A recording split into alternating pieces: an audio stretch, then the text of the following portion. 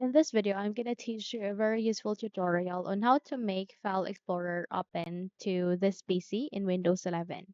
So without any further ado, let's begin. First of all, you need to navigate here at the taskbar, and if you have seen the File Explorer here, you can tap on it, or either you can proceed here at the button search bar and type for Explorer. The moment you've typed it, wait until you would be able to see a best match here in this window. By the way, you can also press Windows key and E key together in your keyboard, and in that or way or manner you would be able to bring this up.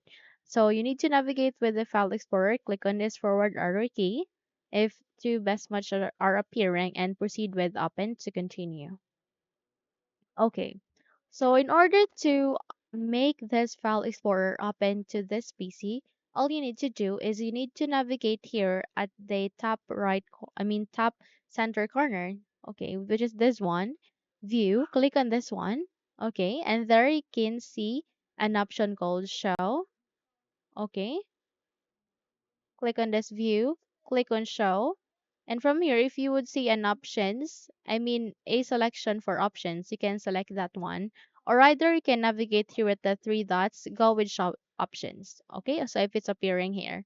So the moment you click on it, you would be able to see this folder options, where here it is being composed of three sections.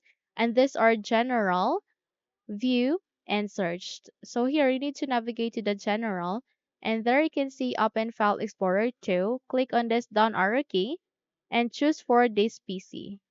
Once you've set it, please click on Apply and then OK. So when you close this window and when you bring up your File Explorer again, tap on it, you can see that it's being opened here in this PC. Okay? We are now automatically here at this PC. So close the window and you're good to go. So if you think this video had helped you a lot, then please don't forget to subscribe. Hit the like button as well as the bell icon to be updated for more tutorials like this. Thank you for watching and have a good day everyone.